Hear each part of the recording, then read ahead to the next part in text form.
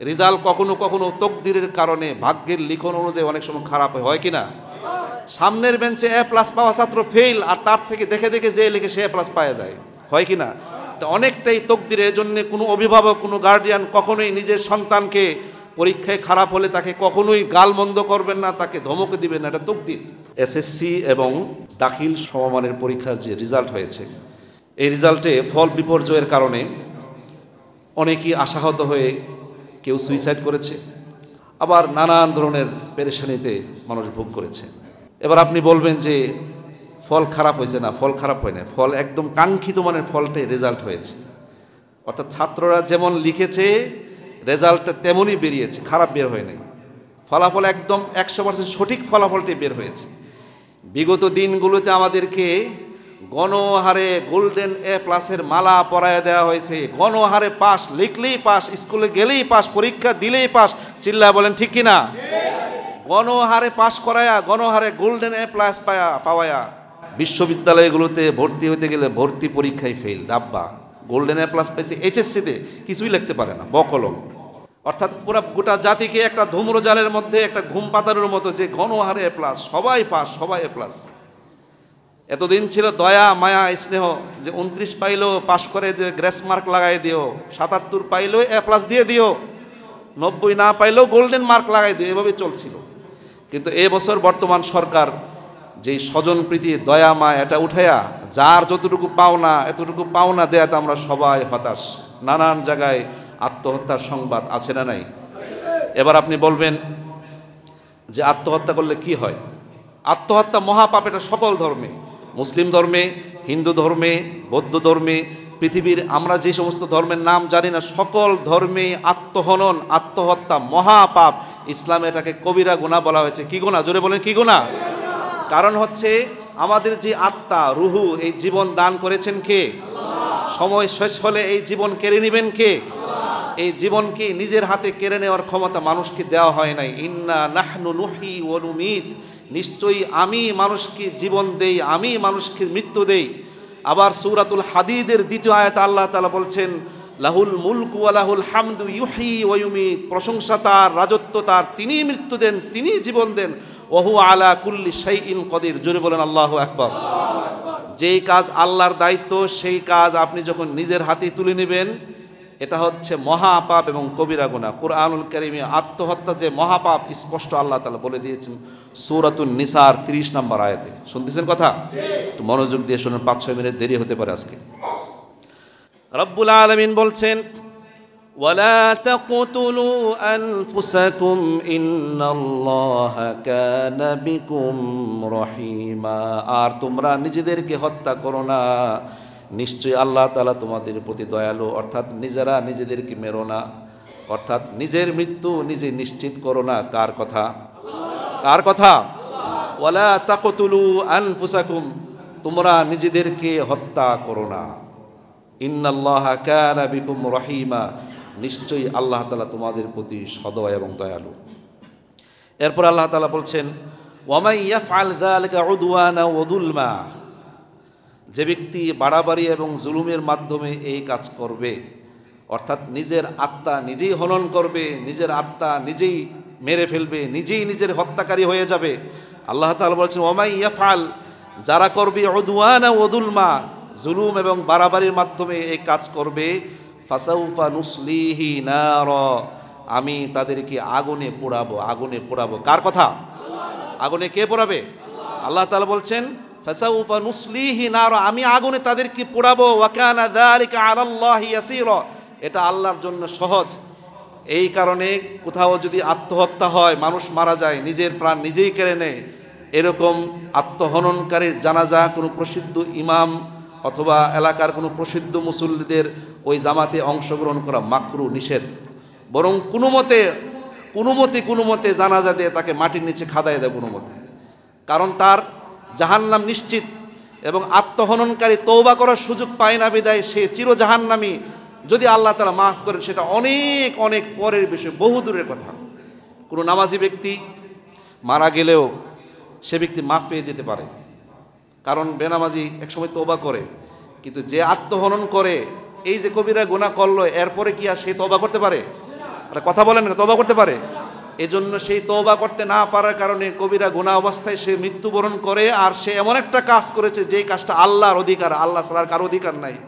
এই কারণে রাসূল করিম সাল্লাল্লাহু আলাইহি ওয়াসাল্লামের জমানায় ওয়া কানা বিরাজুলিন জুরাহু, এক ব্যক্তি আহত হলো, আহত হয়ে ফাকাতালা, সে যন্ত্রণা সইতে না পেরে আত্মহত্যা করল।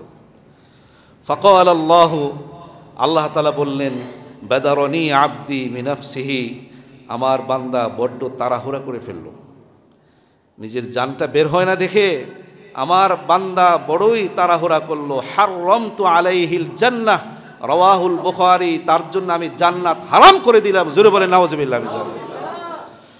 হযরত সাবিত ইবনে দাহহাক রাদিয়াল্লাহু আনহু বর্ণনা করেছেন, নবীজি বলেছেন, মান কাতালা নাফসাহু বিহাদিদাহ, যে ব্যক্তি কোনো লোহার তৈরি অস্ত্র দ্বারা নিজের প্রাণ নিজেই কেড়ে নেয়, আত্মহত্যা করে, উযিবা বিহা ফি নারি জাহান্নাম, আল্লাহ তাআলা এরকম অস্ত্র দ্বারাই জাহান্নামে তাকে শাস্তি দিবেন। জোরে বলেন নাউজুবিল্লাহ। আল্লাযী ইয়াহনুকু নাফসাহু ইয়াহনুকুহা ফিন নার, যে ব্যক্তি ফাঁসি লাগিয়ে আত্মহত্যা করে অথবা গলা টিপে আত্মহত্যা করে, রাসূল বলেছেন কিয়ামতের দিন জাহান্নামে যখন যাবে, জাহান্নামের শাস্তিটাই এটাই হবে, সে নিজের গলা বারবার টিপবে আর মরবে, আবার জিন্দা হবে। ফাঁসি, নিজের ফাঁসি নিজেই দিবে, আবার জিন্দা হবে, আবার মরবে, আবার জিন্দা হবে, এটাই তার শাস্তি হবে। ওয়াল্লাযী ইয়াতনুহা ওয়াল্লাযী ইয়াতআনুহা ফিন্নার, আর যে ব্যক্তি বর্ষা, এই যে এরকম মুলির মতো যে বর্ষার আঘাতে নিজের প্রাণ নিজে কেড়ে নেয়, ওই ব্যক্তি কি জাহান্নামে যাওয়ার পরে নিজের প্রাণ নিজে এভাবে কেড়ে নেবে। অন্য হাদিসে এসেছে, মান কাতালা নাফসাহু বিহাদিদাহ, যে ব্যক্তি অস্ত্র দ্বারা নিজের আত্ম নিজেই হনন করে, ফাহাদিয়াতুহু ফি ইয়াদিহি ইয়াতাজাওয়াউ, কিয়ামতের দিন জাহান্নামে যাওয়ার পরে আল্লাহ তাআলা ফেরেশতা দিয়ে শাস্তি দিবেন না, তার নিজের শাস্তি সেই নিজেই দিবে। বারবার সে যেভাবে দুনিয়াতে আত্মহত্যা করেছিল, যে ব্যক্তি গলা টিপে হত্যা করেছিল, জাহান্নামে তার শাস্তি হবে এমন। যে ব্যক্তি পাহাড় থেকে লাফ দিয়ে মরেছিল, ওই ব্যক্তি জাহান্নামে পাহাড় দিয়ে বারবার লাফ দিতে থাকবে। যে ব্যক্তি ছুরি দিয়ে নিজের গলা নিজে কেটেছিল, জাহান্নামে তার শাস্তি এমনটাই হবে। রাসূল বলেছেন যে ওয়ামান শারিবা সুম্মান, যে ব্যক্তি বিষ পান করে আত্মহত্যা করবে, ফাকাতালা নাফসাহু ফাহুয়া ইয়াতাহাসু ফিন নারি জাহান্নামা খালিদান, সে চিরস্থায়ী জাহান্নামী হবে, জাহান্নামের মধ্যে সে এমনভাবে বিষ পান করতে থাকবে। জোরে বলেন নাউজুবিল্লাহ। বহু মানুষ আছে জীবনের দাম বুঝে না, আত্মহত্যা কখনোই কোনোদিনের সমাধান নয়। যিনি আত্মহত্যা করেন তিনি চিরস্থায়ী ক্ষতিগ্রস্ত হয়ে যান। আমাদের অনেক গার্জিয়ানও দায়ী আছে, আমাদের অনেক অভিভাবক এই মৃত্যুর জন্য দায়ী হয়। বিশেষ করে মায়েরা, সন্তান যদি পরীক্ষায় রেজাল্ট খারাপ করে তাকে আপনি কটু কথা বলবেন না, কারণ লেখাপড়াটা আপনি করেন না, আপনার সন্তান করছে। আপনি এটা কইতে পারেন যে তোর পিছনে এত লাখ লাখ টাকা খরচ করলাম, তোমার কুমিল্লা জিলা স্কুলে পড়াইলাম, ইস্পাহানিতে পড়াইলাম, তোমাকে আইডিয়াল মতিঝিল আইডিয়াল স্কুলে পড়াইলাম, ভিকারুন্নেসা নুন স্কুলে পড়াইলাম, রেজাল্টটা খারাপ করলাম। রেজাল্ট কখনো কখনো তকদিরের কারণে, ভাগ্যের লিখন অনুযায়ী অনেক সময় খারাপ হয় কি না? সামনের বেঞ্চে A+ পাওয়া ছাত্র ফেল, আর তার থেকে দেখে দেখে যে লিখে সে A+ পাওয়া যায়, হয় কি না? অনেকটাই তকদিরের জন্য কোনো অভিভাবক, কোনো গার্ডিয়ান কখনোই নিজের সন্তানকে পরীক্ষায় খারাপ হলে তাকে কখনোই গালমন্দ করবেন না, তাকে ধমক দিবেন না, এটা তকদির। তার চেষ্টায় কম ছিল না। কোনো পরীক্ষার্থী, কোনো ক্যান্ডিডেট কখনো চায় না তার পরীক্ষা খারাপ হোক। বিশেষ করে কুমিল্লা যে শিক্ষা বোর্ড, এই কুমিল্লা শিক্ষা বোর্ডে ফল বিপর্যয় হয়েছে অঙ্কে। পরীক্ষা হয়েছে হার্ড, পরীক্ষার খাতা দেখানো হয়েছে হার্ডভাবে, গার্ড দেওয়া হয়েছে কঠিনভাবে। ছেলেরা মনে করছিল আগের মতোই, তারানারে বন্ধুরে কুমড়া কাটে ইন্দুরে দেমো আর পাশ করে এলাম। এবার যারা HSC পরীক্ষা দিয়েছ তারাও একটু সতর্ক হও, ওযু গোসল করে রেডি হও, ঠিক না বে ঠিক? যারা HSC পরীক্ষা দিচ্ছ, সামনে আরো কয়েকটা পরীক্ষা আছে, তারাও মানসিকভাবে প্রস্তুত হও, যে কোনো ধরনের খারাপ সংবাদ আসতেও পারে। সম্মানিত বন্ধুগণ, পরীক্ষা হচ্ছে তকদির। যেমনভাবে খেলা, কোনো খেলা আপনি যতই পালোয়ান হন, কখনো কখনো আপনি হারেন, কখনো জিতেন। পরীক্ষার রেজাল্ট খারাপ হওয়ার জন্যে কোনো ছেলে, কোনো শিক্ষার্থী, কোনো ছেলে মেয়ে কখনোই এরকম ব্যাড ডিসিশন নিও না যে তুমি মরে যাবে। মরলে কি হবে? তোমার মায়েরও কিছু হবে না, বাবারও কিছু হবে না, তুমি চিরস্থায়ী জাহান্নামী হয়ে যাবে, এবং তোমার জন্য কোনো হুজুর দোয়া করলে আল্লাহ মাফ করবে না। নাউজুবিল্লাহ বলবেন না? সম্মানিত বন্ধুগণ, আসুন আমরা সতর্ক হই, নিজেরাও সতর্ক হই। অনেক মেয়ে লোক আছে স্বামীর যন্ত্রণা, শাশুড়ির যন্ত্রণা, সংসারের যন্ত্রণা সহ্য করতে না পেরে কুমিল্লা রেল স্টেশনে গিয়ে ট্রেনের নিচে আত্মহতি দেয়। যে আত্মহতি দিল দুনিয়ার সামান্য জ্বালায়, সে তো চিরস্থায়ী জ্বালার মধ্যে গিয়ে পড়ল। সে ছিল তো নদীর পারে, সাগরের মাঝখানে গিয়ে পড়লো, বাঁচলো নাকি? বাঁচলো?